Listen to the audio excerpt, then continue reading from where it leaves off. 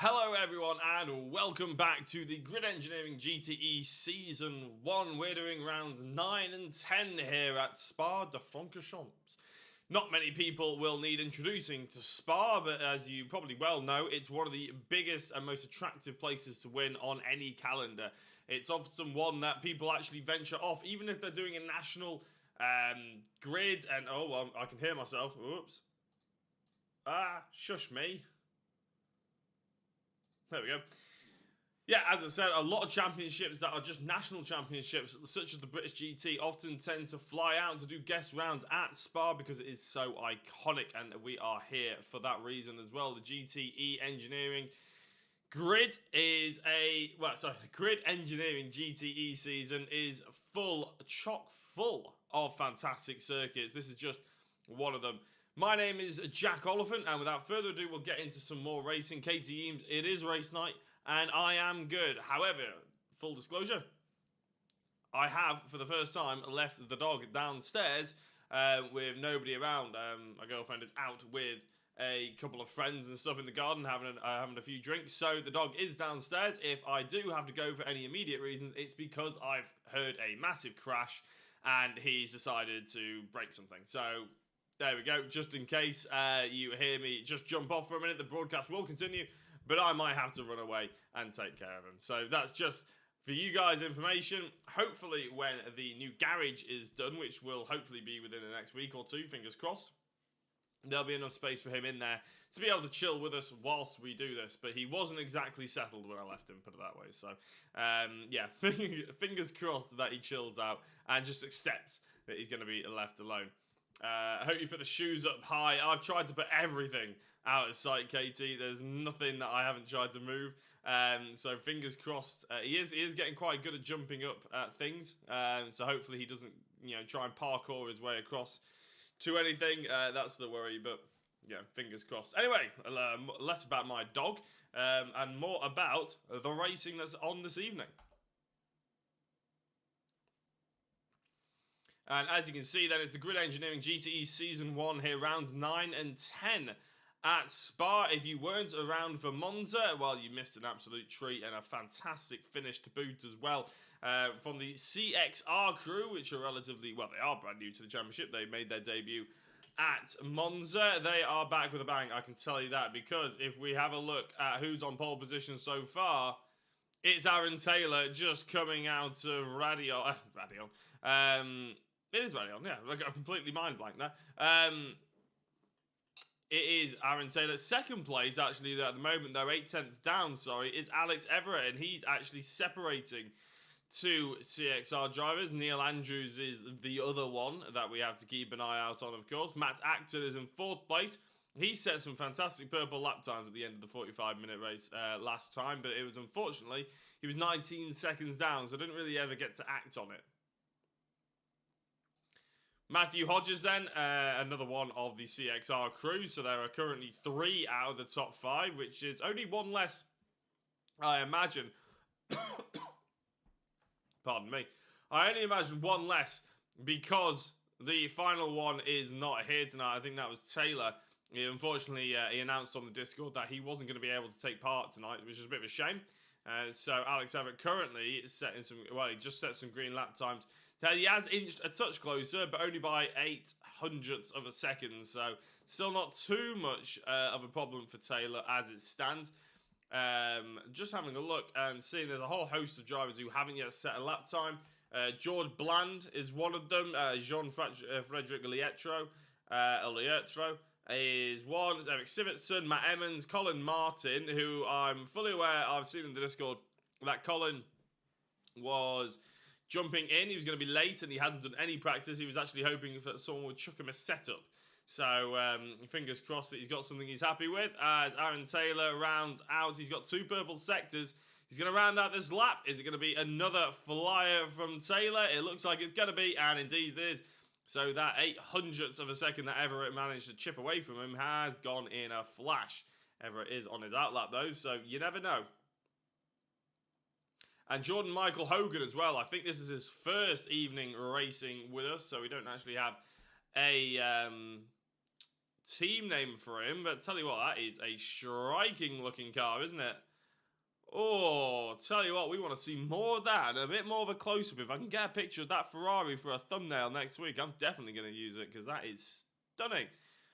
I can't really make out all the detail on it just yet, but with any luck, we'll catch more glimpses of it as it goes through. And it probably says somewhere on there, it's probably branding for the team name, but he hasn't told me what the team name is. So therefore, we're sort of flying that he's going to be a privateer at the moment. George Bland is on a lap time here. He's got 2 green sectors. He's disappeared and reappeared now in the Chevrolet. Let's see what he can crack on with, because he has put in, this is going to be his 3rd lap that he's completed, but he's yet to set a legal lap time, which is the reason why he's not on the board at the moment. But as he comes out the final chicane, comes across the line, George Bland with 2 green sectors, puts himself into 10th place with a reasonable time, about a second off Miles Owens in 9th, but still a good banker lap. He's got 8 minutes left of qualifying to go. Neil Andrews has got into 2nd place. He purpled the final sector. It was good enough to launch himself in between Alex Everett and his teammate Aaron Taylor, and he just drifts off, probably because he's going to spawn back to the pits, maybe get some new rubber on and see if he can improve on that at all. Michael Seal then out there at the moment, the Fast R crew. Not sure if he's going to complete this lap. He is. He's setting up for the next lap. So Sivertson comes in and puts himself into 12th place. So a few more drivers starting to put each other's, legal qualifying times in, shall we say. Aaron Taylor is back out there. I think he's on an out lap. Indeed he is. Everett will be starting to put the metal hammer down. In fact, he's already started putting the hammer down. It's a purple Sector 1 for Everett. What can he do in the back end of the circuit? He's already... Edward Lack. That's where Edward Lack was. Just about to join the session. Just got back from work, so Lack is the CXR driver that we are unfortunately missing. I said Taylor before. He was on pole position, so... not sure where I was going with that one. But yeah, hopefully Edward Lack will join the session. He won't be able to get into qualifying, but he will be hoping to get in for race number 1. Matt Emmons, he hasn't set a lap time yet. He's about to start, though, for his first flying lap. So I'm not sure if he's been busy doing some admin things, but he'll be certainly hoping to put a final flying time together within the last 6.5 minutes. Alex Everett not doing so hot, although he purpled Sector 1, Sector 2 and 3 haven't been so lucky for him so far. There are 5 sectors here in Spa, but to be honest, it's a very flowing circuit. If you don't quite get one sector, it's difficult to pick it up in the next one, put it that way.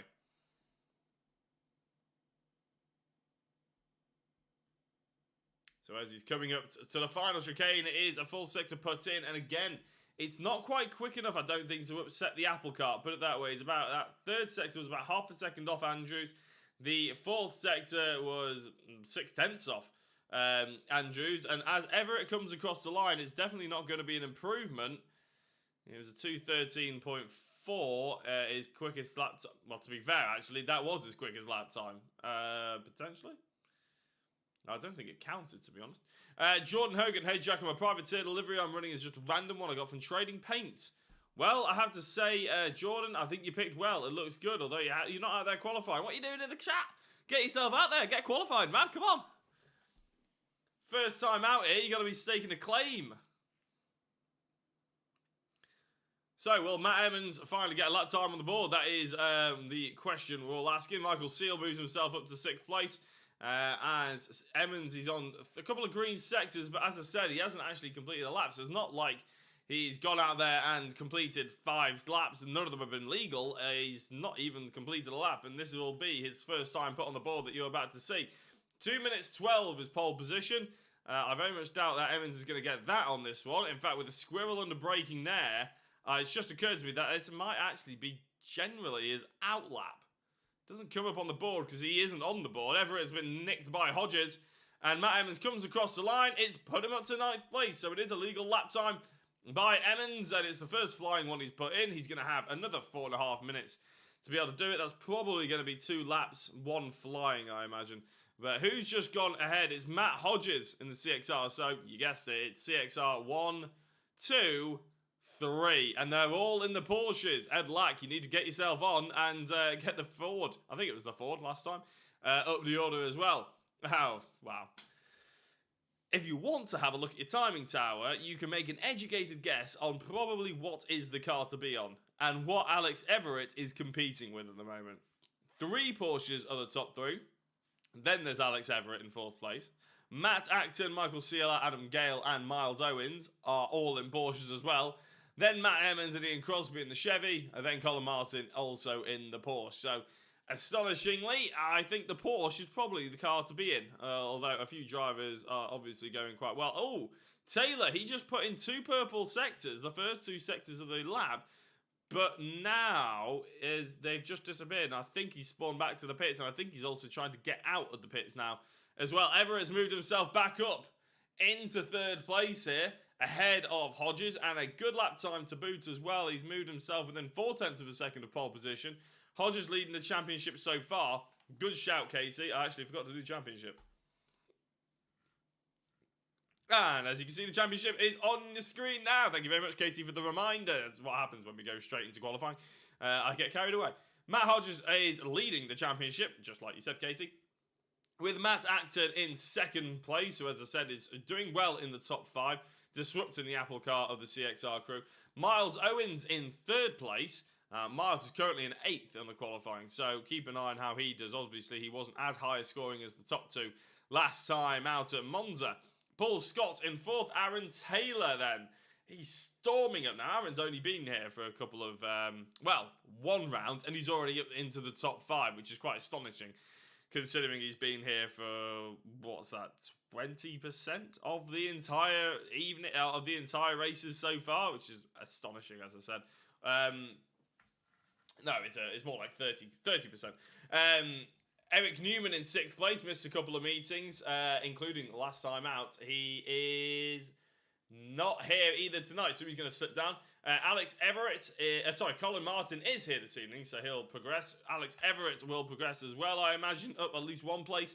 He's in 8th place. Adam Gale and then Sam Holman rounding out the top 10. And there is a 2nd page going all the way down from Eric Nordens down to Edward Lack, who will be starting from the back of the grid, I imagine, if he's trying to get connected now. And that is your championship order going into Spa. I think this is going to be the halfway stage as well after the next race, although it's a little bit difficult to tell, really, because I think there's 19 rounds technically, so it's a bit awkward to say whether it's the halfway mark or not.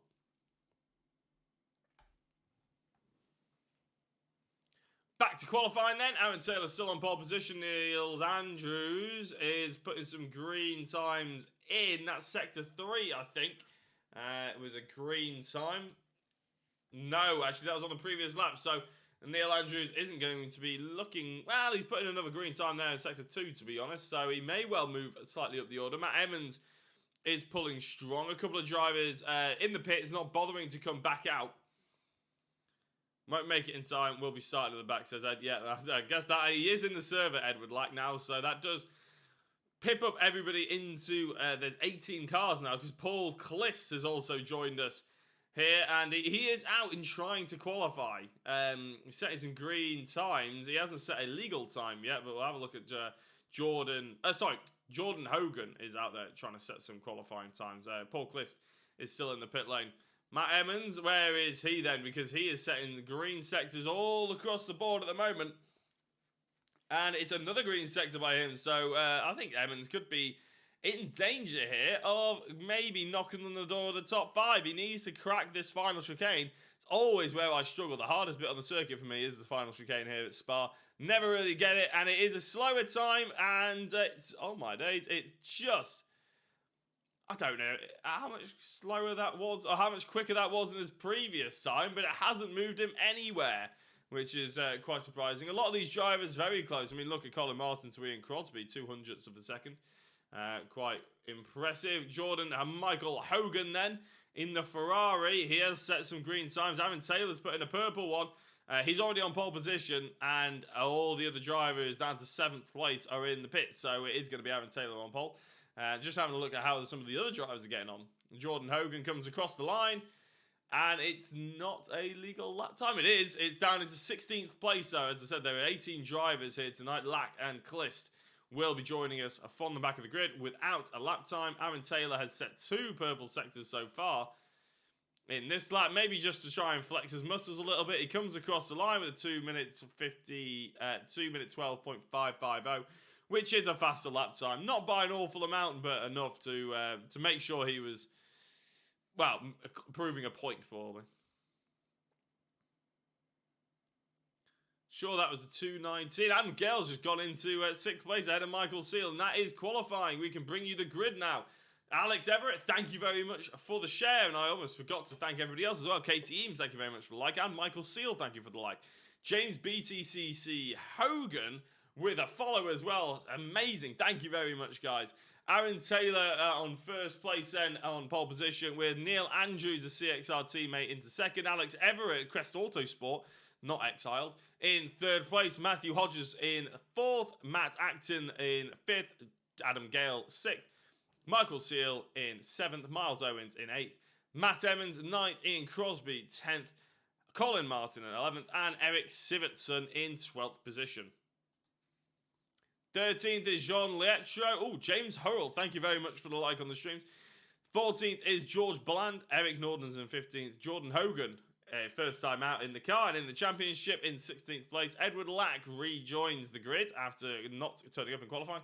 We're in 17th, with Paul Cliss doing the same thing in 18th position. So, a rolling start it is for these GTE drivers. It's not going to be a standing start as per usual. So let's see how they get on. It's quite a long way before they actually get down to the first corner here at Spa for a rolling start. But give a shout out to those drivers who you're keeping an eye out in the chat if you want as well. Plenty of drivers out there to give their support to. I believe this is the break week for NXTGEN. So we're actually the anomaly here tonight.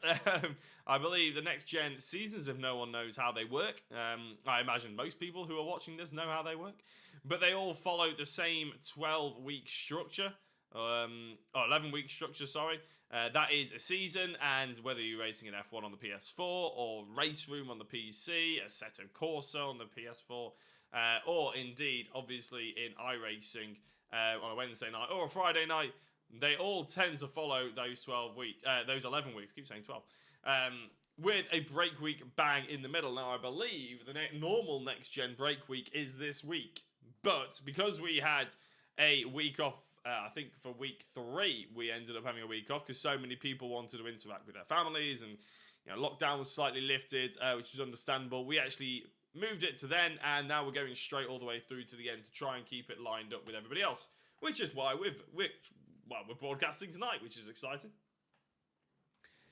So, a sea of green, let's face it, isn't it? And it's going to be Alex Everett's job and Matt Acton to try and potentially upset them here. It was a CXR 1, 2, 3, pretty much every race at Monza, and it's Aaron Taylor to get them away. And it's a good start, but it's an even better start, I would say, by Alex Everett going into Stavolo. It's a good hit on the brakes by Alex, but a fantastic amount of speed carried around the outside by Neil Andrews, and he keeps that second place away from the Crest Autosport driver. Having a look back, we've had a few crashes. Matt Emmons, Eric Nordens, and Jean-Frédéric Lietro have lost a couple of places. We'll keep an eye on what happened to them as they go through Radeon for the first time, going a little bit wide, coming up the hill and cutting a corner slightly. Hopefully no one gets to slow down. It can be a little bit more like that here on the iRacing servers. Sometimes they are a bit finicky with the track limits, and then other corners you can just completely get away from it. Support goes to Jordan Hogan, says James Hogan. Not entirely surprising, I would probably say, after reading your second name and making that connection. So the top 8 are as they were anyway, as Miles Owens goes. No, it's not Miles Owens. What am I talking about? No, it's not Adam Gale. Who was that? It was Michael Seal going straight off. And to be fair, it is actually still as they were, the top 8. So Michael Seal didn't lose any track time on that one. Matt Hodges is trying to get past in the TCE car here, going into Poo On, and as I affectionately like to call it, Poo On and then into Poo Out. It's not quite supposed to be called like that, but you see where I'm coming from. Katie said, I wondered why there was no racing this week. Well, you got your answer there. Forgot about the break. Yeah, it just so happens that we don't abide by the rules. We're breaking out. We're bad boys of the NXTGEN crew, shall we say. And the fact that obviously everybody wanted to actually interact with their families and loved ones, which I can completely understand because I wanted to as well. So Matt Acton really is the driver that's putting a lot of pressure on here. As I said before, he's a driver that was really pushing strong in the I just realised there's no engine noise whatsoever. Apologies about that. I had that muted, so my message notification didn't come through. There we go. You should be able to hear engine noise. Apologies if you didn't. And as I was saying, it's Matt Acton was a driver who was putting a lot of pressure in terms of lap times at Monza, especially as he didn't have any slipstream. It was very impressive, to be honest, but he was 19 seconds back by the end of the race, and he's very much hoping that he won't have that problem here. The top 8 is still pretty much as they were, which is quite astonishing, even with the slipstream here at Spa. But obviously these GTE cars, we haven't really... Well, we've seen quite a lot that the slipstream doesn't really affect them that much. It's not as important as, say, MX-5s or anything like that. Matt Emmons has had another crash. I'll tell you what, further down the order, there's been an awful lot of incidents. And, well, let's just catch up on a few of them as we have a little bit of downtime. Well, I say downtime. Adam Gale's going to go for a move on Matt Acton here. So Acton has to take his attention away from attacking and straight onto the defensive. Going in to the chicane at the end of the straight, it's going to be Acton to keep his position so far. Adam Gale potentially getting backed up towards Michael Seal as well in that salmon pink liveried car. I do have trading paints on, and actually that salmon pink liveried car of Michael Seal reminds me of the salmon pink liveried car that David Ward, who is another one of the Fast Star drivers, sported in the opening couple of rounds on the Porsche PMR Cup, which we covered here on Jacko Racing, another one of the next-gen sort of leagues or rounds, I suppose, series. That's probably the word I was looking for. The last series, basically, from last year, and it's effectively what the GTE grew out of with the Porsche PMR Cup. It runs on a very similar basis, although these guys have one qualifying and 2 feature races, 20 and 45, and the Porsche PMR Cup had 2 qualifyings, one 15-minute race and one 45. This way round is, in my opinion, a lot better. It's also a lot more succinct. We can quite often keep the broadcast to bang on 2 hours, and it also gives everybody, there's no break in the action in terms of having to qualify again. You know where you stand, you can get straight into the next server, and it's easier, I think, all in all. Have a look at Adam Gale right at the start here. So there's a few incidents, I think, just before we even crossed the line, and I'm having a look at it. Is this... I don't think this is anything major. Maybe he just touches the back of the CXR driver. That was classified as a crash. And Spa has the most annoying feature of any track on iRacing, and the fact that it registers a crash whenever anybody goes into the pit. So expect to see a lot of that. Matt Emmons touching Miles Owens there, going into the braking zone of the first corner. Now, I think he gets loaded there by Colin Martin as well, doesn't he? The SV PMR driver gives Emmons a little tap at the rear. Emmons decides to try and take the track backwards for a period, and then ends up straightening up in straight line in the end. Paul Kliss also had a bit of an incident. This is further back. As I said, the driver who joined us really rather late, I believe he's in the Ferrari. We also have a BMW. I think that's Paul Scott normally. Oh, he piles into the back of our newcomer. Where is he? Where is the newcomer? Hogan, where are you? Oh, he's in 16th position now. I think Lietro and Nordens had a similar thing, but then they had a few more incidents, and I believe Lietro is... Nordens actually is in the lone BMW. Lietro tries to avoid the incident and then still gets caught up. So that's really unfortunate because he really tried his best to avoid it as best he can, but ends up being tangled somewhat in the end. So here is Paul Kliss then. He's not doing so hot all the way down in 15th position, but it is difficult if you don't get there, you don't get out there, you don't qualify to see what happens. And Matt Emmons has had another incident. Going into the final chicane, he's caught up with a few of the drivers. Is he going into the pits? It's going to be going into the pits, isn't it? You'll be seeing quite a lot of that tonight, unfortunately. As I said, that registered as a crash to me, which is really rather annoying. The top 8 still unchanged, and to be honest, they've gapped each other. There's about 1 to 2 seconds for every single driver in that top sort of area of the circuit. At the moment, Miles Owens is being caught by Ian Crosby by some margin. 0.3 of a second in it now. So let's see how these guys end up in 8th places as the battle for. So this could be the first time we actually see the top 8 change positions Michael Seal and Adam Gale are nice and close as well, it has to be said, going down into the first corner. Remember, this is a 20-minute race, and then it's a top 10 reverse grid. I always say, I think it's top 6 or top 12, and Matt Evans has to come on and correct me in the chat. It is a top 10. When you cover quite a few series, you do end up mixing up the rules, so apologies about that. But it is a top 10 reverse grid that we're going to have for us this evening. So with that in mind, keep an eye out on who your 10th place currently is. The driver who's gained the most amount of positions, and I don't reckon he's going to stop there. Edward Lack in 10th. He's gained 7 at the moment, starting all the way down to 17th for those of you who aren't as quick on the maths. But probably the last place, well, it is the last place. CXR drivers Aaron Taylor, Neil Andrews and Matt Hodges are all up first, second and fourth place at the moment. Alex Everett, as I said, is a driver that is separating them. Matt Acton is quite a way off, unfortunately, so he's not going to be able to really push the envelope and try and catch these guys. Aaron Taylor has set the fastest lap of the entire race, a 2-minute 13.19. A little bit off for what he was able to manage in qualifying, but that's not entirely surprising. These guys will have race fuel on now. They'll have their race setup on. You know, sometimes drivers like to have a different setup depending on whether they're going into qualifying or the race.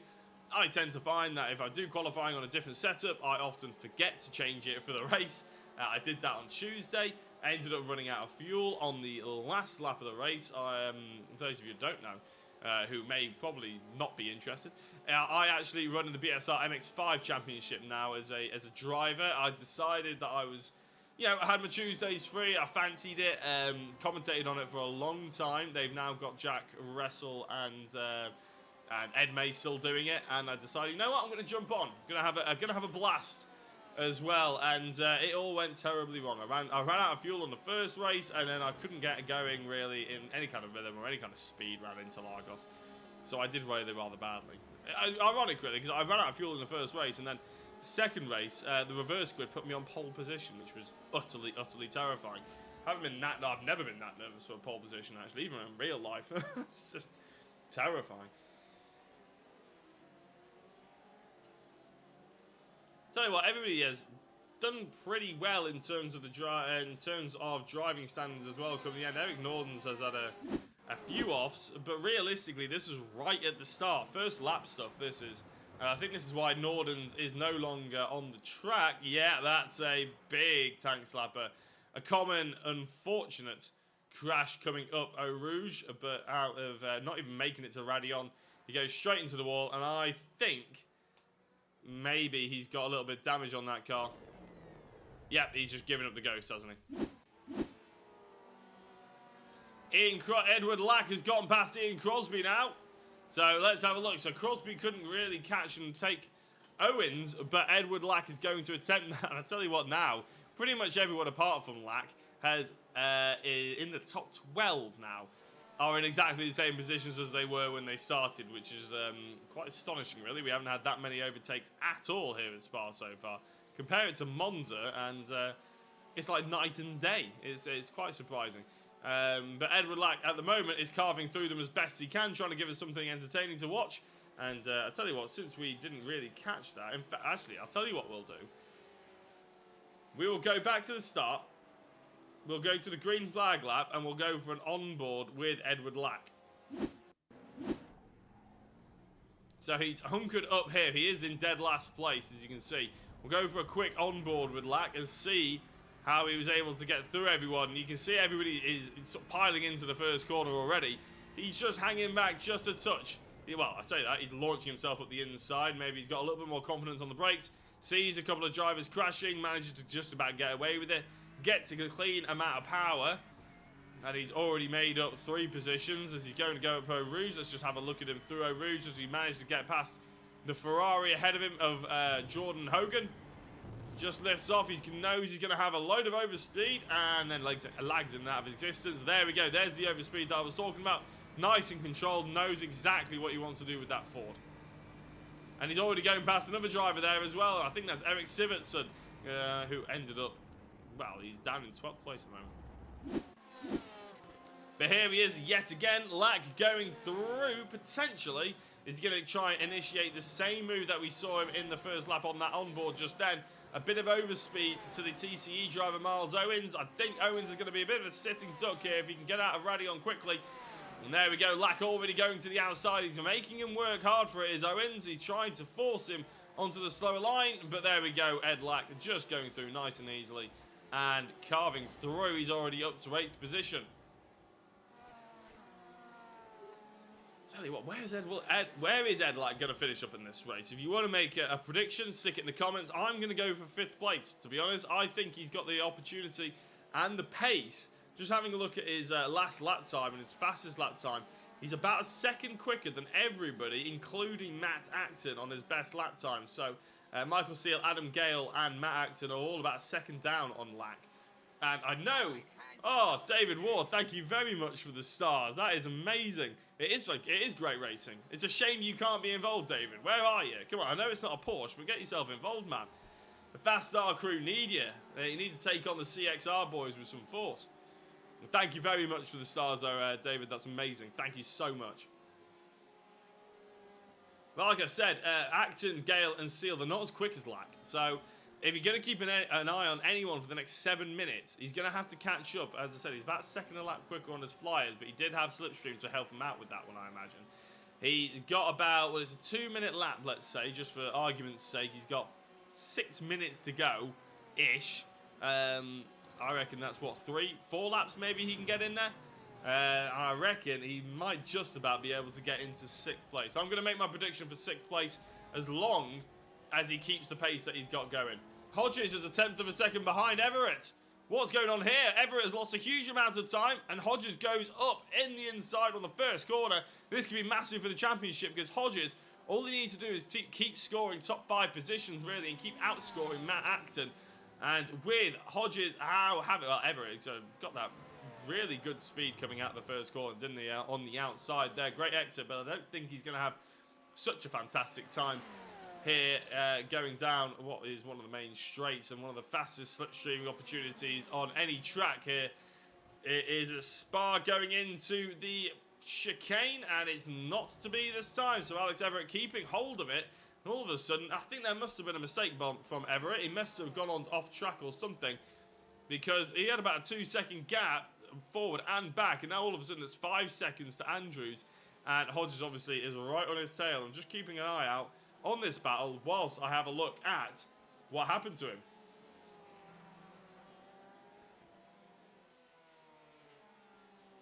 Still not entirely sure, to be honest. Just trying to have a quick peek. Jordan Hogan, while I was peeking there, has had a crash, but I bet you anything, I bet you those 10 stars that Dave Ward has just sent me that this is just a driver coming into the pit lane. Damn you, iRacing. Why are you snaking me like that? Proper catfishing. Ian Crosby's caught right up to the back of Miles Owens now, and this is a battle that was at one point really rather hot, and then Edward Lack came in and decided to spoil the fun. Now it's heating back up again, isn't it? The TCE driver Miles Owens, I think, is top 4 in the championship, so he needs to really start scoring some decent points as well. And with all these new drivers, Aaron Taylor especially, he's already into the top 10 of the championship with 45 points. At the moment, he's looking to take another 25. He'll be storming through if no one else is very careful. Everett not going defensive into the final chicane. Oh, there's a space there. He's locked up as well. Hodges going on the inside. Alex on the inside for the second apex, and that's allowed him to defend that one. But oh, a little bit of a lock up there. These GTE cars are not easy to drive. They do not have ABS. So as you're going into a corner like that, trying not to lock up the brakes is a very, very difficult skill. And it's good from Alex Everett that he managed just to keep that second apex, because that's what saved him, really. And it's going to be another lap where Hodges tries to get past Everett, who is, again, maybe slightly late to the championship, but he is making some moves, just like Aaron Taylor. But at the moment, Matt Hodges is owing his championship lead to the fact that obviously he was here for the entirety of this series so far. But not only that, he's obviously got base, and he's obviously got racecraft. He's looking up the inside, and there's contact, and it looked like Alex Everett did turn in a little bit there on Hodges, who's gotten through unscathed somewhat. Hodges now goes behind Matt Acton, so Acton has gained a few points off that one. Whether or not he keeps them, as Everett decides to try and fight back, if he's got any pace in him, And any damage, that would be very difficult.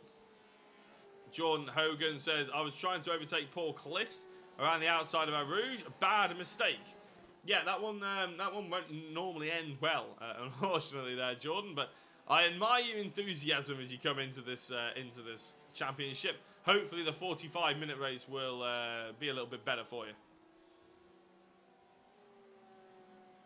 So as the Hodges versus Everett battle has now subsided somewhat, we can have a look back and see that Ian Crosby is still crawling all over the back. This is probably going to be, maybe the penultimate lap. I think we're going to be able to go on to maybe have 2 more laps. It depends on when Aaron Taylor manages to get across the line. He's about 10% of the lap to go, and we've got about 1.5 minutes. 2.5 minutes until the race is over. As Aaron Taylor comes across the line, it's such a long lap here at Spa. Around about now, I think we're going to be on our last lap now. It's going to be tight, but I don't think Aaron Taylor can necessarily slow up enough to make sure that this is going to be another. That there's going to be another lap. He wants this done and dusted, and I think there's about 2 minutes and 10 seconds, and the lap time's 2 minutes 13. So we'll keep an eye on this as it develops, but obviously we'll have to shoot over to Aaron Taylor as well. The white flag man there is waving away, and I always trust him now more than I do my graphics. So this will be the white flag lap. This is the last lap of the race. What can Neil Andrews do as well about it as well? He's been sort of there or thereabouts, but he hasn't really ever been close enough to make any kind of moves, and nor would I expect him to on a teammate, to be honest. Edward Lack, not really caught up as much as we were expecting. Miles Owens is going to have to be looking in his rearview mirrors, I think, because Ian Crosby is going to be finishing this strong. Neil Andrews is winning 2 tenths, 3 tenths, 4 tenths now. It's growing again all of a sudden, Aaron Taylor. No, it's not. I tell you what, we're going to have to keep an eye on this one, because Neil Andrews is going through on his teammate around the outside. I was expecting nothing to be happening here. Replay the incident between Hodges and Everett. Yeah, we'll get to that one, CXR. Don't you worry about a thing, Ruben. But at the moment, we're just trying to see this race off, and all of a sudden, they heated up right to the front between the CXR crew. Neil Andrews is trying his best to upset his teammate here, going around the outside. Or are they just putting a display on? Who knows? Maybe we'll have a chat to them at the end, because they're not fighting each other very hard, are they? I think that's safe to say. Aaron Taylor's still in the lead. I say they're not fighting each other very hard. I mean, they sort of are there or thereabouts, but they're not exactly getting too close to each other, and I don't think they're going full throttle at this either. I think they're trying to maybe put a little bit of a show on for us somewhat, but Andrews and Taylor has certainly put on a show in terms of raw pace. Taylor gets back into the lead, and as they're going through Blanchimont, it's going to be, I think, well, it's definitely going to be a CXR. Yeah, it's just a display. I thought so. It's almost as if we're having a look at the Le Mans Ford going through, but it is going to be Taylor. He put it on pole position. He's led from the front, and it is Aaron Taylor to take the checkered flag here for the 9th round of the GRID Engineering GTE Series 1, with Neil Andrews in 2nd place. Matt Hodges is going to come across the line. Acton in 4th place. Alex Everett in 5th, and across the line comes Adam Gale with Ed Lack just in 7th place. Having a look, where is Ian Crosby? He's ahead of Miles Owens in the end, so we'll keep an eye on there and try and find that as well. In fact, I've already found it, I believe. No, I haven't. Where is that overtake there by Ian Crosby? Let's have a quick gander at my...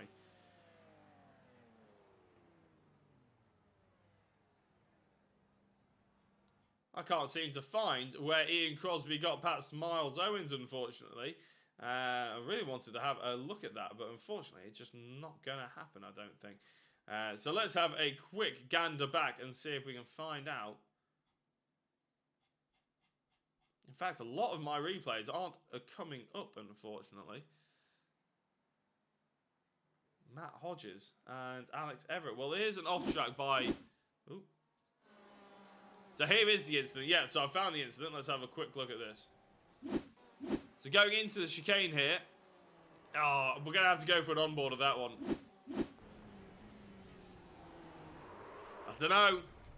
That's it's difficult to see, isn't it? One more time, we'll have a look at it. We'll slow it down right and try and get an angle. It's very difficult to see. Here's a better angle of it. Everett's making the corner a little bit more, and there's a lockup. There's a lockup there from Hodges, and I think, make your mind up, but I think Hodges wasn't making that apex. I think he was running wide. I think he was running wide here. I think Alex is the better angle. He's making that corner. He's going with the apex straight into the side. Goes Matt Hodges. So initially I said Everett maybe turned in on him. I don't think that was right at all in the end. Well, we can bring you at the race results, though, after an exciting race. But I'll tell you what, a rather measured race, I would say. Aaron Taylor takes the victory 3/10, nearly 4/10 ahead of Neil Andrews, who I don't think was in any threat of taking the victory away from Aaron Taylor in the end. Matthew Hodges was in third place after having a coming together with Alex Everett, I think it's safe to say. Matt Acton picked up some decent points, but still loses out to his championship rival, Matt Hodges. Alex Everett in fifth then in the end, so we managed to get back going and come home in fifth, which is good. Adam Gale in sixth. Ed Lack stormed through the order to come home in seventh place. Michael Seal in eighth. Ian Crosby ninth. Miles Owens rounds out the top 10 and will be on pole position for the second race and feature race of the evening. Colin Martin 11th. Eric Sivertson in 12th. George Bland 13th. 14th Jean Liertro. Paul Clifton 15th. Matt Evans 16th. 17th Jordan Hogan 4 laps down. And Eric Norden's 8 laps down as well. Whew, that was tricky. I'm going to have to... just a display, it says CXR Ruben, yeah, but nice for CXR Project Black, and well done, boys, in the chat and the YouTube as well. Right, everybody take a quick breath. We'll be back in a couple of minutes as we're going to jump into the next server here for the GRID Engineering GTE Season 1, powered by NXTGEN. My name's been Jack Oliphant, and we'll be back as quickly as possible. Don't go anywhere.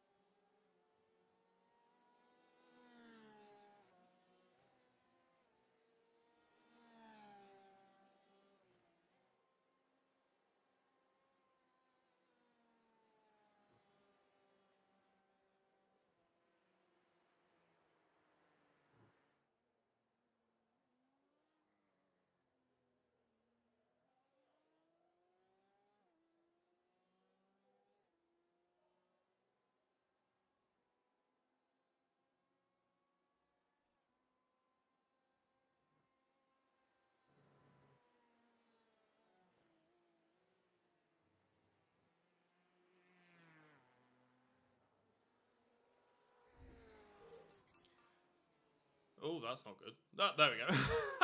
That was very close.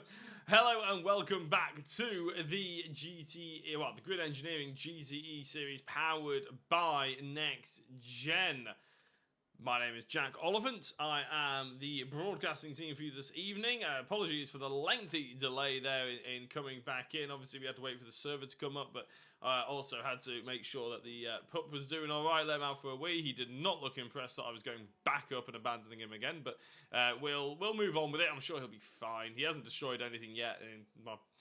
Just moved my PS5 controllers out of the way because I was dangerously close to him, but hopefully he won't do anything like too malicious. But we will be back for another race. We have seen a rather measured race, I would call it, probably, from a whole host of drivers. CXR Black dominated the field yet again, and I think we'll be able to have a look at, I believe it was Neil Andrews who came across in second place as the checker flag has just dropped.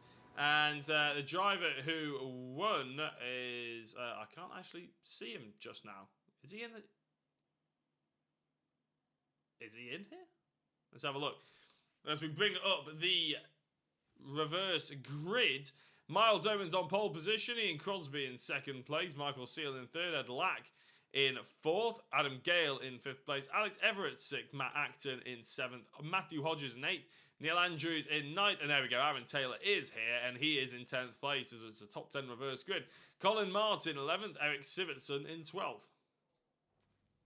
13th is George Bland with Jean Leertlo in 14th, Paul Clist in 15th, Matt Emmons 16th, Jordan Hogan only just about getting in time. He was on the Discord saying just then that he wasn't sure if he was actually going to be able to get in. He's accidentally in the wrong car.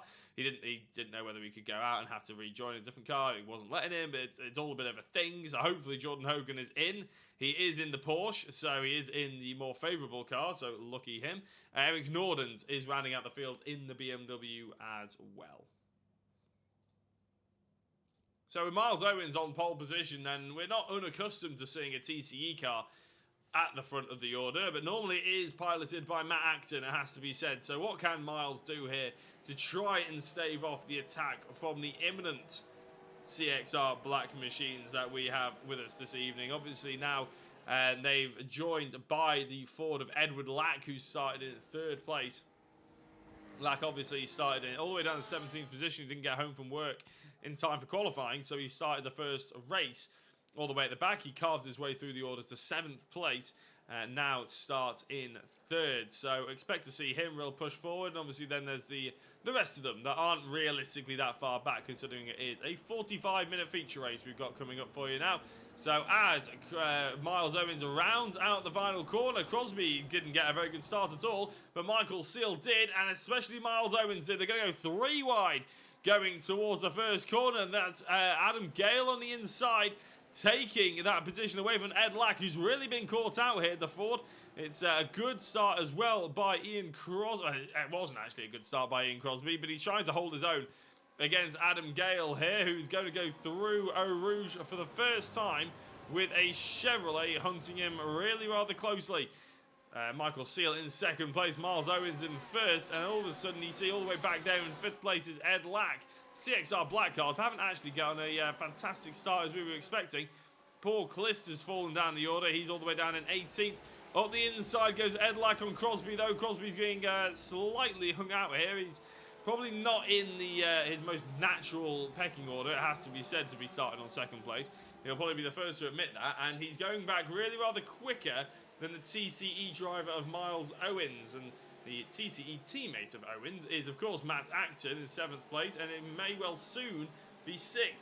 Currently, Acton is ahead of his teammate, his rivals, Hodges, Andrews, and Taylor, which is very important for the TCE driver. How long he'll be able to stay there is another question, but first of all, he has to maneuver himself past Ian Crosby, who's been the cork in the bottle for a lot of drivers, and we've only had half a lap so far. Highly into the right and the left is the CXR cars, and the attitude of the cars, they're so aggressive, aren't they, going through? Paul Clist has had an incident, which is why he's already fallen down into 18th place. We'll see if we can get a catch of that just after everything seems to have settled down here for the first time. In fact, while we get an opportunity, let's have a quick look at it. It's as we start the race. I imagine this is going to be going into the first corner yet again. Paul Clist in the Ferrari. Oh, just locks up and goes straight on, doesn't he? A very odd sort of crash, really. I was expecting him maybe to go into the back of the BMW of Eric Norden's, but it wasn't to be so far.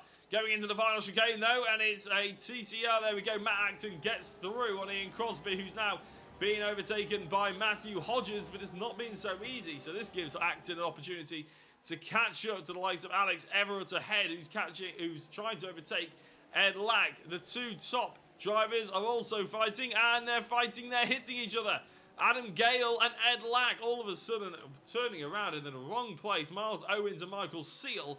This is already a lot more exciting than the first race, isn't it? As Miles Owens goes up, Radion for the Eau Rouge and Radion for the first time. He's going to have Seal in the Porsche behind him for company. How are they going to get on already? He's going slightly defensive. He's not quite on the optimum racing line, but he is inching that way as he sees that Seal isn't any immediate danger, I would say. But here is further back the CXR drivers.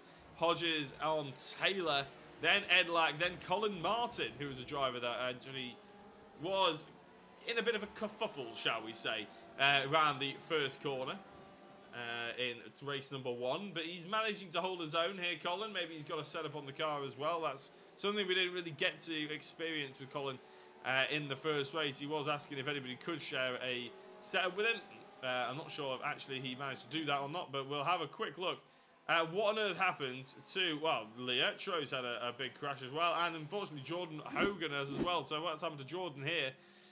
He joined race, he's joined in the Ferrari, in the Porsche, sorry, and he's been turned around by the Ferrari. And, yeah, a bit of an unfortunate incident there. This is what happened to Adam Gale and Ed Lack then. So Ed Lack going up the inside. He's got Alex Everett for company behind him as well in the Crest Autosport Ferrari.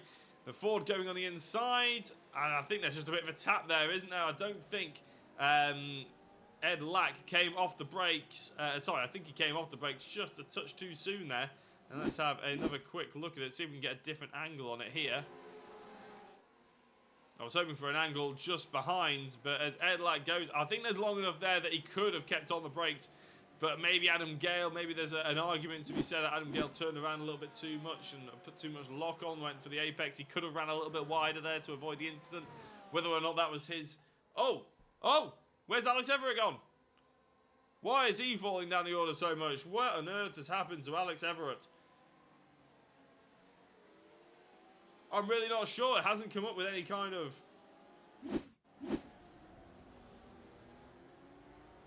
I'm really not sure what's happened there to Alex. We can't get a replay. There's been no crash. Maybe he cut the corner. But now he's got Colin Martin breathing down his neck. Matt Hodges sets the fastest lap of the race with a 2-minute 14.1.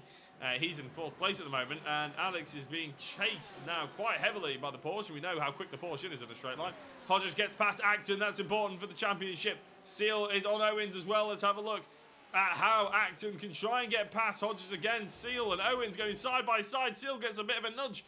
Why did he get spun round? As Michael Seal, Hodges goes through. Acton is now in 3rd place. Taylor in 4th. Lack in 5th. Alex Everett in 6th. All of a sudden, the CXR Project Black cars are back in with a fight here for the not only podium positions, but for the race lead potentially. Because Miles Owens is not far enough ahead for him to be comfortable at all with the pace that these guys have shown. Well, I think we have to keep an eye on this, isn't it? So Michael Sealy goes with Miles Owens side by side. Owens trying to carry a load of momentum, and to be fair, that was nice and clean. And I think there was a touch of netcode there.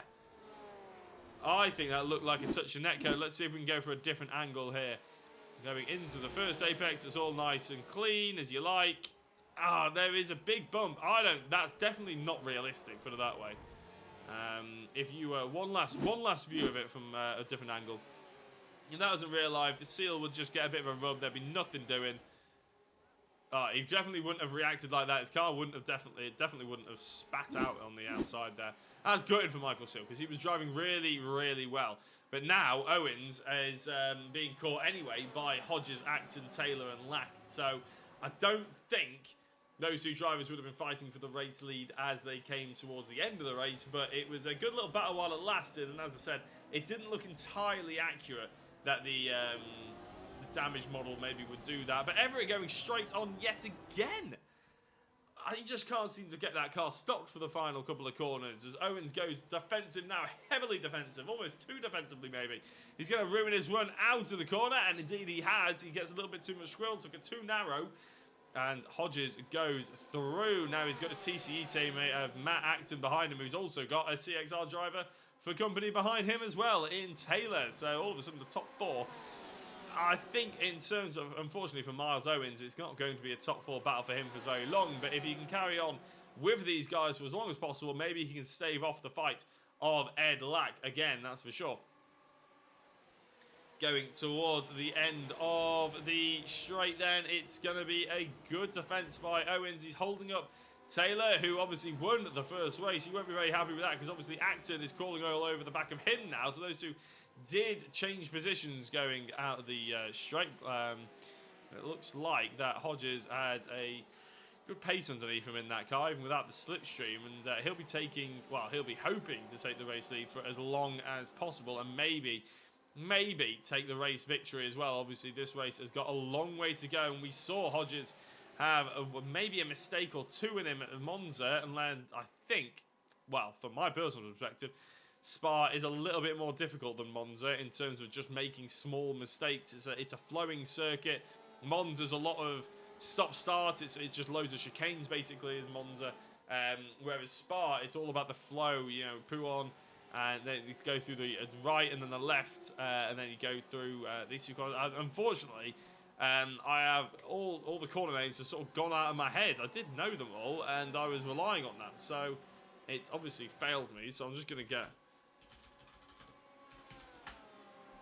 the names of them up so I can just remind myself. Yeah, there we go. There we go. I knew Stavilo. I said Stavilo once into the first corner. I knew that was wrong. It's La Source, obviously. As Miles Owens is now still defending really rather well, going through the final chicane.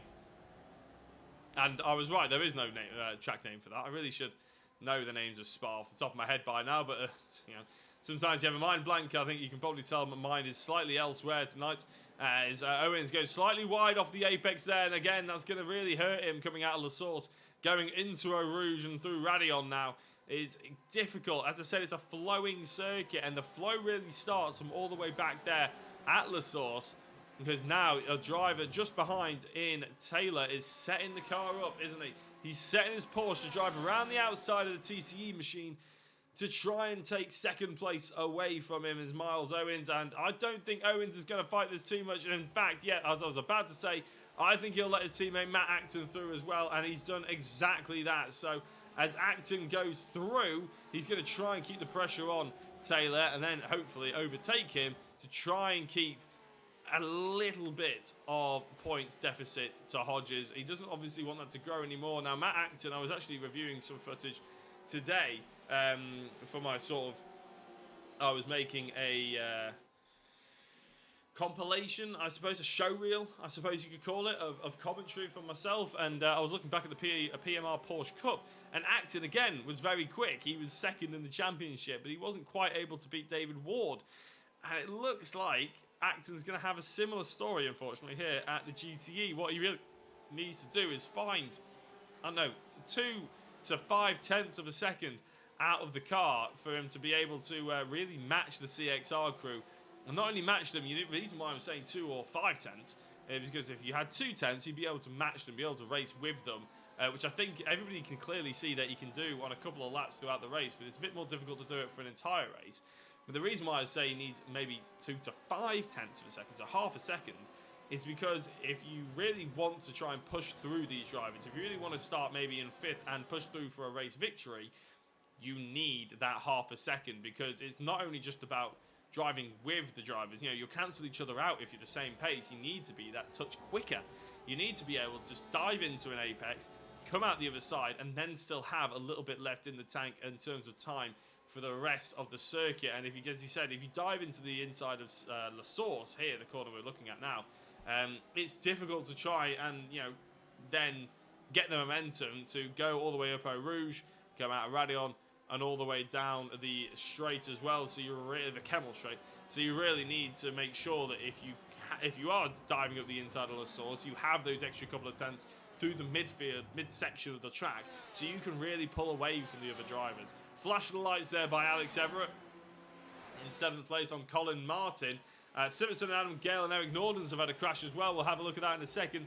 As Alex goes up the inside of Colin Martin and into 6th position. And I'm sure he's probably got his eyes on Edward Lack and Miles Owens' fight now. He knows, well, Alex may not know, but we've seen plenty of Miles Owens defending hard so far this race. We know he's not the easiest driver to get past, and I'm sure Ed Lack will be hoping that to convert his 3rd place and get back at least into the top 4. Hasn't been such the drive that he was wanting so far, unfortunately, for Lack. But let's see if he can try and carry that momentum a little bit further forward in the race.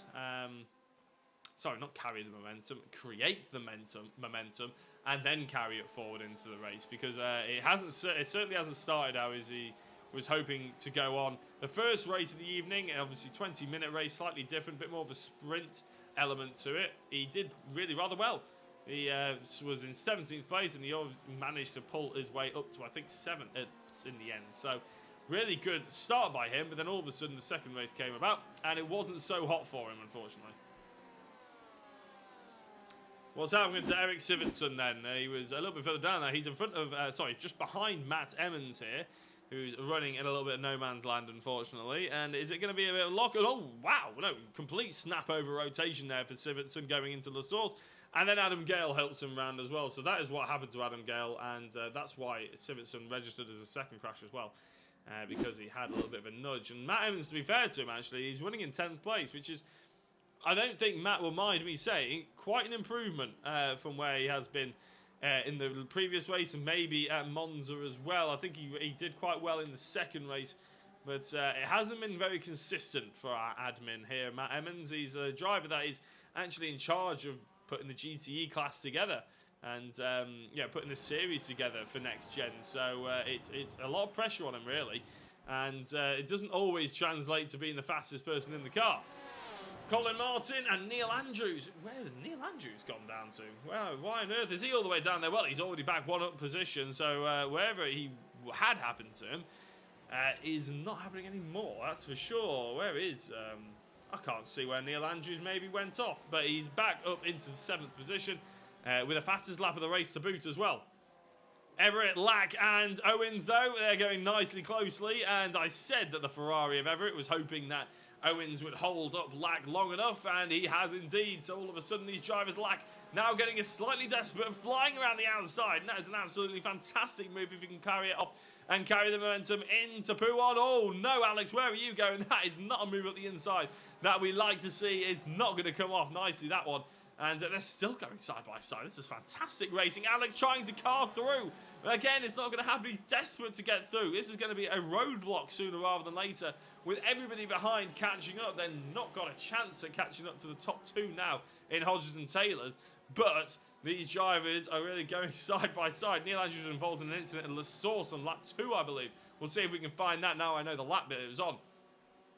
Lack finally getting through on Owens then. And a flash of the lights by Owens maybe suggests that he wasn't very impressed with how it was happening. Maybe he was just trying to put him off. Let's see. Everett, as I said, was trying his best to really throw the spanner in the works, wasn't he? And really to swap the two of them, maybe cause an incident between the two of them. Obviously, maybe he wasn't hoping for that. Maybe he was. I'm not really sure how aggressive he's being here, but it's a good move on the inside there. And I think Miles Owens was sort of conceding defeat somewhat.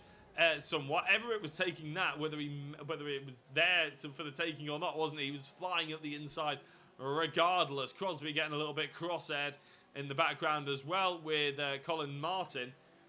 Let's see if we can see if there's any incidents coming of that, because I don't think there was any accidents. Neil Andrews here then. So this is an incident. So is he going into the pits? Because I thought that Colin Martin all of a sudden looked like he was a bit in no man's land, and he gives a touch there to Miles Owens and then gets turned around by Colin Martin. So that's why Crosby and Martin were so far off the back all of a sudden. We did miss that one. So Neil Andrews gets a little bit of a touch forward, then he gets turned around, and all of a sudden it goes from a bit bad to worst for Neil Andrews.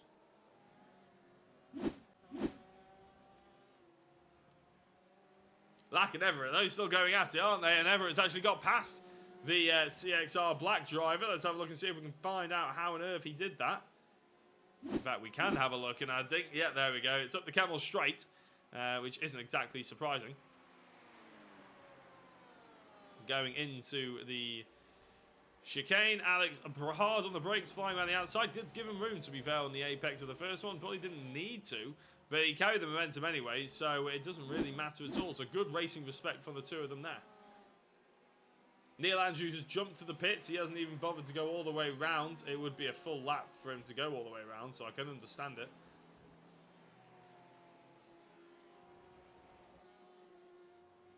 We may be finding where Neil Andrews originally went wrong. Now, Ruben's come on the chat on YouTube and said that it was potentially lap 2. But we may actually be seeing what happened here. Oh, yeah, he came together with Adam Gale. Of course he did. Right at the beginning, which is why he was all the way further back. So the CXR crew has actually... you were right with La Source, though, Ruben. You were right with La Source. So that's why the CXR crew are a little bit more spaced out. As we come towards the sort of halfway stage-ish, just under halfway, we'll be able to give you a bit of a rundown as these drivers make their way down the start-finish straight. Matt Hodges is on... well, is leading the race, leading the championship as well. He'll be very pleased with how tonight's going so far. Aaron Taylor in second place. His teammate in the CXR Project Black Machine. Then Matt Acton and Alex Everett are the two drivers who are separating the CXR Project Black teammate of Edward Lack, who we've obviously seen plenty of this evening. Whether it be carving through the field in the first race, falling down the order in the second, and then making their way back up as well. He's in 5th position at the moment. Miles Owens, who, let's face it, was never going to keep that first position after a 45-minute race, but did a very, very good job at defending it. Whether it was the first place, whether it was 5th place, Miles Owens, 4th place, Miles Owens was there to try and take that advantage wherever he could. Colin Martin in 7th, with Ian Crosby in 8th place, chasing him down. A little bit of a damage on the front of that Chevy. Matt Emmons in 9th, actually, made it one more place. I think that's because, obviously, Neil Andrews ended up in the pit lane. George Bland, his teammate of Matt Emmons, is the M&V esports team, I believe they're called, is in 10th, and I'm sure Katie Eves will be very happy about that. Hopefully, his little nephew, I believe it was, or called nephew anyway, Katie son is watching his uncles tonight. If he isn't, which I can understand because it's getting quite late, maybe past his bedtime, he'll be gutted because obviously they're doing really rather well in this second race. And maybe it's the pressure of him watching. Maybe that's what's getting to them. Maybe that's why the first race is never quite as going as well as they were hoping. So Colin Martin versus Ian Crosby then. How's this one going to play out? Obviously this is for 7th position, so not necessarily a huge advantage in points. Colin Martin and Ian Crosby not necessarily in the championship fight, but obviously every point matters, and it's more about pride and enjoyment more than anything else. He's flat out, apparently. He's fast asleep. Busy week at school. Oh, that's a... Going, oh, Ian Crosby's gone into the pits. Absolutely no idea why. Lack looking up the inside. I tell you what, Lack's not lacking ambition, is he? Again, an easy joke, but if I would be disappointed if I didn't put that in there. As he was looking up the inside, it wasn't to be this time round. I mean, Alex is a very accomplished driver in many, many sims and many kinds of forms of sim racing, whether it be... oh my god, what's it called? Rallying. Can't believe that just disappeared from my mind. Whether it be rallying, whether it be obviously GTE racing, whether it be touring car racing on Race Room, Alex seems to be jumping in wherever he wants and is able to go quite quickly. He's one of those envious people. Great racing tonight across the board, says Katie. Indeed it is, yeah. Whether you're looking forward, back, anywhere basically. Aaron Taylor is setting the fastest lap of the race now. Or indeed in this mid-pack. It's been absolutely cracking. Nearly halfway through the race as well. 21.5 minutes gone. If you are watching this on the NXTGEN page, make sure to give it a like. And if you haven't already, give it a follow as well. If you're watching this on Jacko Racing, a follow would be very much appreciated. Or if you're watching this on YouTube, I know CXR Ruben, you've given a subscribe as well. Got a notification through on that. Unfortunately, the YouTube notifications don't come up on stream, but I have seen that you've subscribed, so thank you very much for the support there as well. And hopefully you guys can hang around to catch more action. Obviously, I know, Ruben, you're a CXR fan, whether or not you might be a part of the team. I imagine you are, considering you've got CXR_Ruben SCH as your username on YouTube. So let me know what your sort of racing is like, whether you're on the iRacing, whether you want to jump on board with this or not. And I think we had a McDougall, I think it was Phil McDougall, was commenting last week, and I said it'd be interesting to see if we can get an interview with him. I think he was sort of the owner or the man who runs CXR Black. It'd be really interesting to have a chat with him. So if he's around, Ruben, obviously you're the one watching. If I think I'm right in saying McDougall, if he is around, then get him on the Discord server, the NXTGEN Racing Discord server, if he is here, and I'll be sure to try and have a chat to him, because it'll be very interesting to have a chat to him. We didn't have any interviews after race 1, as I said before. That was Phil. Damn right. No, I'm getting better with these names. As I said, we didn't have any interviews after the first race, unfortunately. As I said, that was because I had to go down and take care of the dog, who I hope is doing okay. I hope he hasn't eaten my PS5 controller or anything like that. So yeah, with any luck, as I said, if we can get someone, it's quite interesting normally to have a chat with someone whilst we're driving. Matt Emmons sometimes jumps in if he's crashed, or if he's apparently Dan Merchant was supposed to be joining in. Just having a look at the Discord, to be honest, more than anything. I don't think he's on this week, but maybe next week. Well, Ruben, get him on next week. Come on, put some pressure on that. No, it's as I said, it's quite often interesting to have a chat with another driver or with a team owner or something during this 45-minute race, because normally it's just me talking to myself, and that can get a little bit dull for not only me but you guys as well. So I think in the first week, if you've been watching this for a number of weeks now, since the first week of the GTE, you'll remember that we had a chat to Matt Emmons after he crashed out at Silverstone. Unfortunately, that chat was cut short, mainly because, well, it wasn't cut short, it was really rather long, but unfortunately, you guys could only hear me, and you couldn't hear Matt Emmons, which means the whole reason behind it was completely pointless, which is a bit unfortunate. But we had a chat with Matt at, where was it? Daytona, which I think he slightly regretted.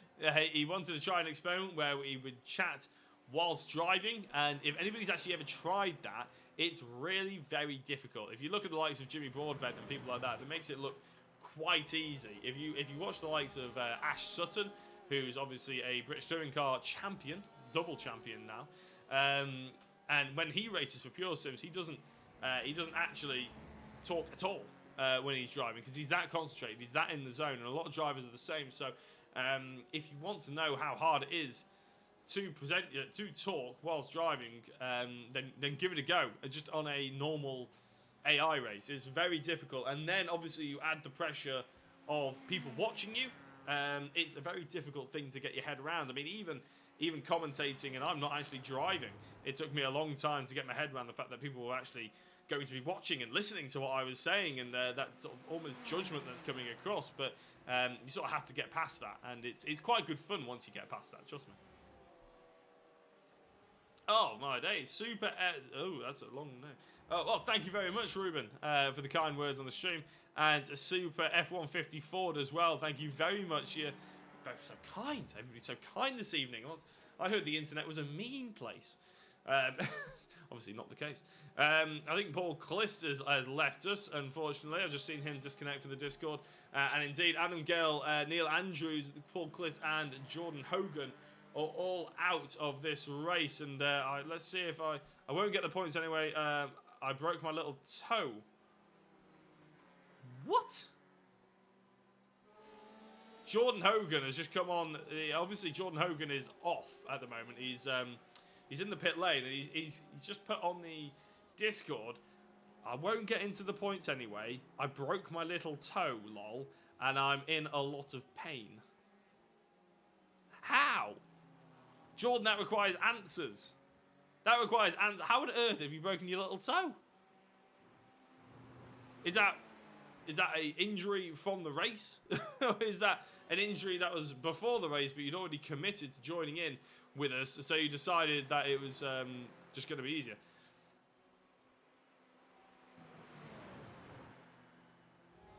That's quite astonishing. Sorry. Anyway, I would like an explanation for that if you fancy it, Jordan. But we've been looking at this race now while I've just been chatting on in the background, and it's actually a bit of an idea that I've been thinking of. To be honest, this sort of thing, not with just for myself, but having a race in the background, maybe a 45-minute or an hour race, and having a couple of people to jump on and have a chat with me, one or two of my commentary mates maybe, and one or two of maybe my other kind of mates who can provide an entertaining bit of content, and almost just chatting over motorsport-related things that are going on. We just saw some racing in the background, like we're seeing here with Ed Lack and Alex Everett, almost like a podcast-style thing. I think it'd be quite entertaining. Jordan Hogan says, before the race. Okay, so you broke your little toe before the race. That makes a lot more sense, because I thought you were slamming... Yeah, maybe you were hitting the brakes too hard. Yeah, you going for that extra tenth of a second into the source and deciding you'd smash the brakes on so much that you broke your little toe. Because then I would understand maybe jumping off. But the fact that you even turned up in the first place is quite impressive. It sounds like you've had a bit of a night of it, to be honest, with joining with the wrong car and not being able to rejoin with a different car and everything like that. A bit of a baptism of fire for you, but hopefully you'll be back next week. It's always brilliant to have new names, new faces in and about the series. So thank you even for just jumping on, Alex. Sorry, Jordan. It was brilliant to have you around. Aaron Taylor is on the fastest lap of the race, isn't he, at the moment? And he's very comfortable in the 8 places he's gained up to 2nd place. He's broke it in a stupid... Well, Jordan, you can't come on the chat and say you broke it in a stupid way and leave us hanging like that. What was this stupid way? Come on. He might not tell us, which is fair enough, you know. Matt Acton with a purple sector 3, but he's in sort of no man's land, isn't he, really? He's in a little bit of a tricky situation here, Matt, because he's not really ever going to gain now, unfortunately, out of this race. He's about 5 seconds back from Matt Hodges. He's not really going to gain those points back. He's not in the slipstream. Maybe you have to wait for a mistake or something like that as we go into the final 15 minutes. Maybe he can hope that Taylor and Hodges take each other out. Extremely unlikely, unfortunately for him, but there is just a puff of smoke there as Aaron Taylor goes a little bit too hot and heavy into the first corner. Bet he stubbed it on the table with full force. Yeah, that is a nasty way to go, that, KT. It's desperately. Kicked my sofa. Yeah, it's very similar to what Katie said. It kicked his sofa. To be honest, though, haven't we all been there? Haven't we all been there when you're just walking past or you're not even looking? Maybe you're clearing up around the sofa, maybe trying to take tea away or something like that, and you just kick your toe, and all of a sudden, all hell breaks loose, doesn't it? You end up, you stub your toe, and all of a sudden it feels like the world is ending. You know, you're carrying plates back to the kitchen or something, they're at risk of flying off. If you're having something very greasy, like, I don't know, spag bol or something, you're scared of that going on the sofa, you're screaming pain, the dog's jumping up at you. I can feel your pain there, Jordan. I'm sure it probably wasn't. It might not have been that dramatic. It might have just been you walk past it and kick the sofa. But I still feel your pain. I know where you're coming from.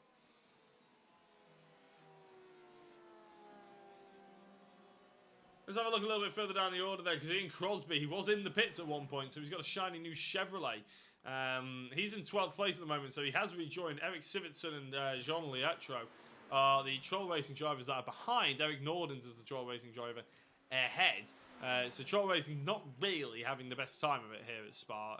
It is a difficult circuit, and in fact, one thing we might be able to do is if, you know, maybe for some reason you don't know Spa that well. Maybe you haven't really seen it that much. Maybe you sort of just jumped in and decided I'd try this sim racing malarkey, see what's happening.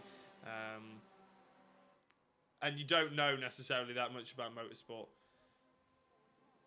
Let's go for a lap on board with our race leader and championship leader, Matt Hodges, coming out the final corner.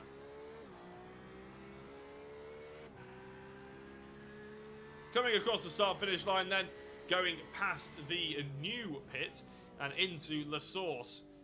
nicely clipped the apex. There's a big dip on the exit of that apex. I say the exit of the apex.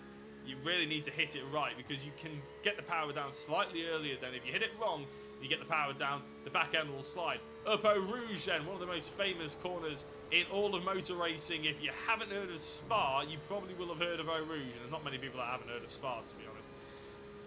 Going through and down on the Kemmel Straight then. I've actually driven Spa in real life, in a Ginetta G40, nowhere near as quick as these guys, and we actually almost topped out in Kemmel Straight. Into the right-hander then. Don't use too much curb in these GTE cars, because you can upset it quite drastically. Keep it to the left-hand side as you fire it towards the apex, try and get a good run down into an extremely difficult braking zone there. I'm amazed we haven't seen more people lock up, to be honest.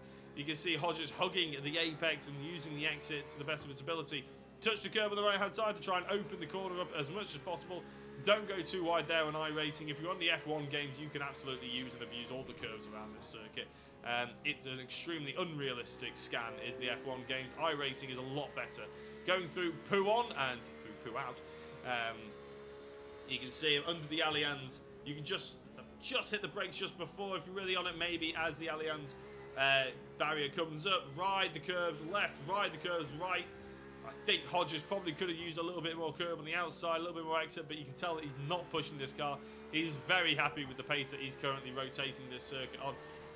Through Stavelot and on to the Blanchimont Straight. Not really very straight, but it is flat out, that's for sure. Now, is Blanchimont flat out, actually? That is something I'm not entirely sure.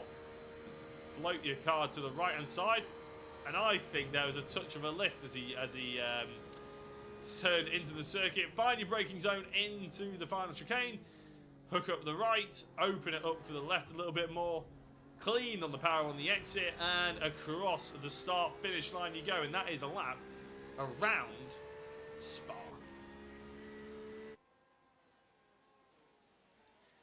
Everett and Lack have separated by about a second and a half now, and as I said before, to be honest, I'm a clumsy... Oh, I didn't say this before. Jordan's come on the chat. I'm a clumsy person, lol. I was trying to save my beer from falling. Katie has asked the important questions here in life. Okay, but did you save the beer, or was it tears all around? All tears all round, says Jordan. God, it's not been a good afternoon for you, is it, Jordan? It's not gone particularly brilliantly in the sim, and you dropped your beer as well. As soon as you dropped the beer, I think you could probably tell that the night was going to be a write-off, unfortunately. But as I said, I have driven Spa in real life. We did a race meet. I say I've driven it. I wouldn't say I've raced it, even though I was there for a race meeting. And the reason why is because we were there for a race meeting in the G40 Cup. And normally the G40 Cup, which is basically like the Ginetta G55, it's definitely not like the G55, but it is like the Ginetta GT5. And it's a bit of a hybrid between the GT5 and the Ginetta Juniors, which obviously a lot of people will sort of know what the Ginetta Juniors are, especially. It's effectively a bit of a hybrid between them. So we were on semi-slick tyres. The Ginetta Juniors are on road tyres. The GT5s are on full slicks. So that's sort of, you can see we were in the happy medium. And I really enjoyed driving the cars. But we were normally on a separate grid to the GT5s. But when we went to Spa, normally we'd go to Zandvoort. But this year we went to Spa. And they decided, because they were trying to sort of cram us on to try and fit us in with the other races that was going on. I can't actually remember what the feature race was on that one. It's Spa 6 hours or something, I don't know. But it was quite an event overall. That was really cool. But unfortunately, because we were crammed on with the GT5s on the same grid, such a big circuit. I mean, it takes these guys 2 minutes and 13 seconds to power around it in a GTE. You can imagine how long it took us. I think it was a 3-minute lap, at least. And unfortunately, the GT5s had a habit of crashing up Eau Rouge. Which sounds dramatic, but obviously we're not going very quickly up Eau Rouge, so it's really not that dramatic. But it did cause safety cars, and so we had 20-minute races. So as you can imagine, a 3-minute lap. That means we had what, six laps maybe, 6-7 laps if we were racing without a safety car. But unfortunately, after 2 laps, we got a safety car in the first race. We went all the way out to Spa for 2 races, by the way. It's ridiculous. 2 20-minute races. On the first 2 laps, within 5 minutes, the safety car got bought out. And when it gets bought out, we slowed down to 5-minute laps. So we spent 15 minutes, 3 laps we had under the safety car, which is 15 minutes of a 20-minute race under safety car conditions, which means we got a total of 2.5 laps racing, basically, that event, that race. Then the next race, we went 3 full laps without getting a safety car, and then all of a sudden the safety car had to come out again, and we finished under safety car as well. So we went all the way to Spa. We did a test day beforehand. We did a test day a month before as well. Paid all that money, and we got in total 5.5, 6 laps of racing, which is ridiculous. But the testing was good fun. I have got to drive Spa, which is really amazing, but I can't really say I ever got to race it. And unfortunately, I had good pace, but I didn't qualify very well. And if you're under safety car, you can't overtake. So therefore, I didn't really ever get my dream of having a podium at Spa. But it is what it is. I can't really complain. It's just a bit gutting, you build it up, you think, oh, I've got this opportunity, fantastic opportunity, and you get there and it's really not what you expect. Obviously, the cars aren't necessarily fantastically suited to such a massive track like Spa, but it's still a wondrous place to be in terms of the surrounding areas. It was a fantastic experience. I would definitely do it again. But I would hope that maybe we get a little bit more racing. I think we were happy when they announced that we weren't going back to Spa and we were going to Zandvoort instead, to be honest, which is also a brilliant track. Maybe not as historic as Spa, although it's probably not that far off. But it is, it was good in our experience. It has to be said, even though we did obviously have the opportunity. What happened to Everett? Everett's in 4th place. Nothing's happened to him. He's stayed ahead of Edward Lack. He held off the pressure there. He was never really close enough to Matt Acton, but he's been absolutely fine. Going almost into the last 5 minutes after I've just been rambling for a load of time. George Bland has had a crash. Has he come into the pit? Yeah, it's one of them, isn't it? It's one of them. Ian Crosby's also had a crash. Oh, don't tell me this is a pit. Oh god, this is the most painful thing about Spa. It's going into the pits, isn't it? The most painful thing. Colin Martin has had a crash. Okay. It is the most painful bit about broadcasting at Spa. I like Spa. I like it. It gives you normally quite good races and stuff like that. Fantastic slipstream and everything, but it is very, very painful when it comes to that stuff. Miles Owens, though, holding off Matt Emmons, who's caught up. And I tell you what, Matt, you're going to be watching this back.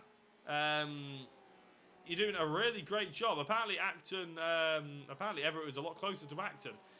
I haven't seen anything on my replay counter that says he's done anything wrong. So maybe he's just slowed up.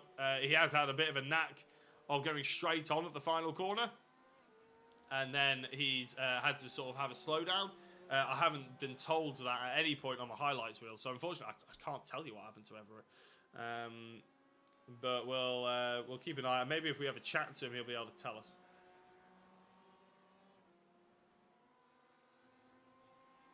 It's been amazingly good driving standards as Emmons locks up and goes wide and nearly proves me very wrong indeed. But I mean, as I said, I'm keeping an eye on the highlights reel, and we're trying to keep an eye. Obviously, there's those 3 highlights I just brought you of people driving into the pits, which isn't very fantastic broadcasting. But realistically, apart from that, there's not been that many crashes, and to be honest, that's extremely well going normally. We sort of do these leagues, and there is quite a bit of action. Sim racing, you have more crashes than you do in real life because people are either braver or you don't quite have the depth perception, or you don't have triple monitors or VR. I race on a single monitor, which means you can only really look forward unless you press a button to look sideways. Some people drive on a triple monitor setup, which is probably what I would prefer. If I could have that as a setup, it would be really cool. Unfortunately, I don't think I'll have. I was hoping that I would have room in my office for it, but I don't think I'm going to, which is a bit gutting. If I was probably replanning it, I may, because I bought a sofa and I've got my got a TV going in there, as well as obviously my setup for broadcasting. If I was going to change it slightly, I would probably have not bought the sofa and gone for a rig of some sort. A chassis of some sort would have been really cool. because I've got the equipment apart from the rig and 2 extra monitors I'd need. But yeah, we've gone for a more casual setup, so when we can have people around, I can play on the Xbox and enjoy the sunshine and have a barbecue and stuff like that. But to get back to my original point, if you're racing on a single monitor, you can only have one direction of sight, obviously, at any one time. If you're running on 3 monitors, you can then see your right-hand side. Obviously, you can see if a driver is alongside you on the right-hand side, on your driver's side, or if you're in, to be fair, the GTE class, it's the left-hand side. But you can also see your mirrors as well, which is very important. So you can see whether a car is flying up the inside or not. Depending on the seat position in one of these cars in the sim, and obviously your field of vision, you might not be able to see all the different mirrors. The rear view mirror often comes up as a sort of a pop-up thing, so you can have that placed anywhere in the middle of the screen if you wanted to. But the rest of it is really rather difficult. If you have a triple monitor setup, obviously the field of vision can be a lot bigger. If you have VR, obviously that's pretty optimal. 2.5 minutes left on this one. Don't worry, I am keeping an eye on the timer. I have been known to go off on a tangent and then forget that we're actually on the final lap. But I believe this is going to be the penultimate lap that we're going to go on to now, not the final lap. So, because Matt Hodges has just gone through to start his lap, and it would have to be now that he would be starting the lap for it to be the final. But yeah, if you're in VR, obviously you have that full 360 vision, and you have to be placing the car in the right points and everything like that. But that's the most immersive way of doing it, and a lot of drivers that I do know in iRacing, AC, ACC, Dirt Rally and all that sort of thing, they do use VR, and it is, as I said, the most immersive way of doing it. Unfortunately for me, I get very travel sick, which is the worst trait to have as a racing driver that you can possibly imagine, is to be travel sick. It's just terrible as a trait. I mean, I went up to Knock Hill to test in the G55 Super Cup, and fantastic circuit. Loved every second of it, but unfortunately there were too few seconds, put it that way, because we went up there and tested on Wednesday, Thursday, we had Friday off, and then raced Saturday and Sunday. But went up there on Tuesday evening, obviously, and turned up on Wednesday, and unfortunately we didn't actually get much running time at all, because I'd go out there, I'd do an out lap, I'd do one flying-ish lap where I basically try and learn the circuit, and then I'd have to come in and throw up. Genuinely would be that bad. Knock Hill, as anybody knows, Knock Hill is an extremely up and down circuit. Hills galore. Plenty of people obviously have watched it on the BTCC calendar and stuff like that. It's fantastic, but equally it's basically driving a roller coaster. Once I get used to a circuit and being back in the car, I'm fine. But that first initial day is almost nearly always a write-off, especially if we've had like a couple of weeks break. I think this is going to be the penultimate lap, so I think we're about to go on to the final lap of the race with Matt Hodges, our championship leader, in the lead of it at the moment. He's going to come across the line with 20 seconds remaining. So I believe, there we go, the left-hand side, you can see a little man waving ferociously, now on the right-hand side, ferociously waving a white flag. That is for the final lap of the race. He's come across the line with 10 seconds remaining. He's got Aaron Taylor, who won the first race, in second place behind him, just giving him a running commentary of how good his back end looks, I'm sure. With Matt Acton in third place currently, Alex Everett in fourth. Maybe a touch sweaty about Edward Lack, but to be honest, I would very much doubt that he's going to bottle it now. Alex obviously turns to the commentators aside. Hopefully we don't put any extra pressure on that he doesn't need. Ian Crosby and Jean-Frederic Lietro and Eric Siverton are nice and close to each other. They're all on the lead lap as well, to be fair to them. So although I think Ian Crosby did come into the pits once or twice, he is out there on the lead lap. So I'm not entirely sure how he's managed to do that. But quite impressive regardless. I think we're about to see a CXR display here again as we go towards the Blanchimont Straight. They're closing up on each other, but it's now half a second. They were about just over a second, or playing with the second margin. They're closing up just a touch. And we saw Taylor and we saw Neil Andrews in the first race, obviously getting nice and close. Andrews was in second place. Taylor ended up winning after qualifying on pole. And they were given a little bit of wow. Sorry, the reason why I'm stuttering now is Aaron Taylor set a purple sector 1. Matt Acton set a purple sector 2. So I think To be fair, Aaron Taylor has on that last, it wasn't the last lap, but he has set the purple time overall, 2 minutes 12.488, which I think is bordering on pole position time. Fantastic drive by him, and I think the slipstream is really helping him along here, isn't it? I think that's maybe where he's gaining this extra couple of miles an hour, and obviously it would be a bit of a disaster if these two crash into each other now. I don't think they're going to, because they're far too good for that, but as the checkered flag is already on the graphic at the top of your screen, we can pretty much confirm that it's a CXR victory, and it's going to go the way of Matt Hodges, championship leader, gives it a weave across the line, a flash light, and he's taken the victory for the second race of the evening here at Spa, the GRID Engineering GTE League. Aaron Taylor takes another podium position, a first and a second now for the evening, with Matt Acton in third place. Alex Everett comes across the line in fourth, but well, only just ahead of Edward Lack, to be fair, by half a second. Matt Emmons is 22 seconds back, but he's done a really good job. He's gotten past Miles Owens in the end, and is really going to seal off a rather happy result for him, I'm sure, in sixth position. As he comes across the line, he has indeed got that sixth place, with Miles Owens coming in seventh. And look at this. This is all for the photo, isn't it? There, come in, Edward Lack. Alex Everett trying to flash the lights, trying to ruin the photo there as they go up Eau Rouge to try and get the iconic shot at the top of the hill. Looking backwards, I'm sure, you know, if anybody's wondering what I mean, you can save a replay of iRacing, not just what I do here, but you can save a replay and then you can go back and take photos of it as well. And that's how we get our thumbnails normally. So if they are doing that and you're listening here, CXR Black, send me whatever photos you get, because I would like to use them as thumbnails. And that goes for anybody who's driving as well. If you can, if you are taking pictures of your car, send them over so I can have a bit of a stock of thumbnails. Because at the moment I'm using the calendar. Flashing the lights there, the TCE drivers and Miles Owens and Matt Acton as well, doing really well. My heart is racing. I'm so sweaty, says Matt Emmons. I'm very happy for you, Matt. It's a really good drive.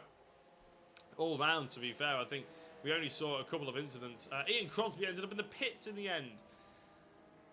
Oh no, Ian Crosby, after all that, you're really fighting closely. You ended up back in the pits. I think that's the third time. Second time? I think it'd be the third overall. Let's begin the race results though. For the round 10 of the GRID Engineering GTE season. Powered by NXTGEN. Matthew Hodges takes the race victory for CXR Project Black. Aaron Taylor in second place. Matt Acton in third. Alex Everett in fourth. Edward Lack in fifth. Matt Emmons was in sixth place, and very sweaty sixth place by the sounds of it as well. Miles Owens in seventh. Colin Martin in eighth. Ninth was Michael Seal. Eric Nordens in 10th. George Bland 11th. Eric Sivertson was in 12th. Jean Lietro was in 13th. Ian Crosby is in 14th. I think he finished in the pit lane in the end. Adam Gale, 13 laps down. Neil Andrews, 14 laps down. Jordan Hogan and Paul Clist, both 19 laps down. And that is your evening's entertainment. I believe, I don't think we've got many...